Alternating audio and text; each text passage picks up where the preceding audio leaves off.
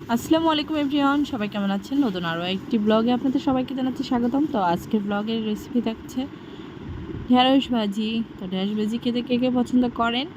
অনেকে হয়তো বা ঢেঁড়স ভাজি যারা নতুন রান্না করতে শিখেছে তারা হয়তো বা করতে জানে না, তাদের সুবিধার্থে এই ভিডিওটা আপলোড করা আর কি। আর যারা জানেন তো জানেনই। তো এখানে হচ্ছে আমি প্রথমত ঢেঁড়সগুলো ভালো করে ধুয়ে কেটে নিয়েছি, তারপর ফ্রাই প্যানে সয়াবিন তেল অ্যাড করে দিলাম। সয়াবিন তেল অ্যাড করার পরে এখন ধুয়ে কেটে রাখা ঢেঁড়সগুলো আমি দিয়ে দিব ভাজি করার জন্য।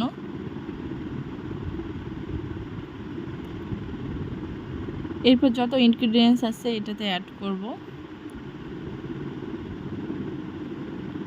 প্রথমত আমি এখানে মরিচের গুঁড়ো দেব, শুকনো মরিচের গুঁড়া।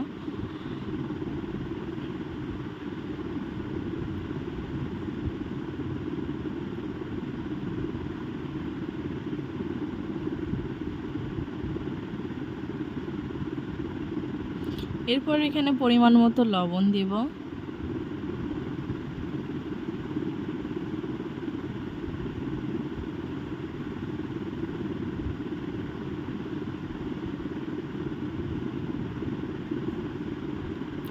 এরপর এখানে আমি হলুদ অ্যাড করব পরিমাণ মতো। তো খুব সিম্পলভাবে আজকে ঢেঁড়স ভাজিটা করে দেখাচ্ছি, কারণ কম ইনগ্রিডিয়েন্টস দিয়ে এই ঢেঁড়স ভাজিটা খেতে ভীষণ ভালো লাগে। আপনারা চাইলে জিরে গুঁড়ো বা ধনে গুঁড়ো অ্যাড করতে পারেন। আমার অ্যাড করার মনে করেছি যে অ্যাড করব না, এই জন্য করিনি। তো যাই হোক, সিম্পলি এটা করে দেখালাম। তো এখানে ভালো করে মিক্সিং করে দিতে হবে সব ইনগ্রিডিয়েন্টসগুলো সুন্দরভাবে। অনবরত এইভাবে নাড়াচাড়া করে ভাজতে হবে, তাহলে ঢেঁড়স ভাজিটা সুন্দর হবে। ঢেঁড়স ভাজির এই পিচ্ছিল ভাবের জন্য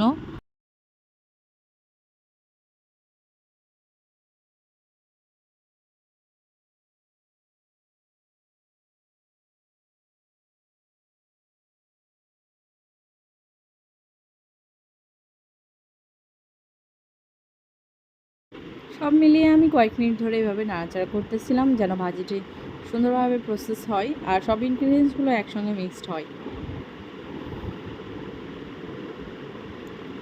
কয়েক মিনিট এভাবে নাড়াচাড়া করলে এই যে নিচে লেগে যাওয়ার যে প্রসেসটা, সেটা লেগে যাবে না। আর ঢেঁড়স ভাজিটা খেতেও বেশ মজাদার হবে। তো এভাবে কিছুক্ষণ নাড়াচাড়া করার পর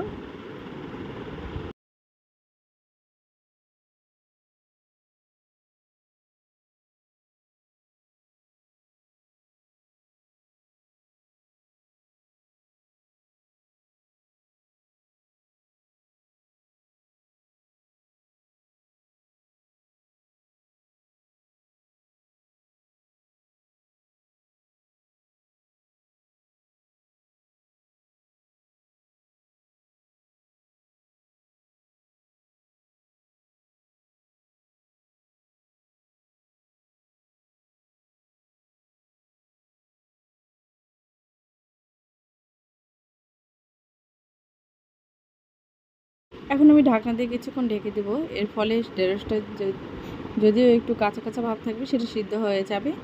আর এরপরে ভাজিটা একটু 3-4 মিনিট নাড়াচাড়া করে করে নিতে হবে। তো পরবর্তী ভিডিওটা অ্যাড করতে পারিনি, ডিলিট হয়ে গেছে। তো সবাই ভালো থাকবেন, সুস্থ থাকবেন। আল্লাহ হাফেজ।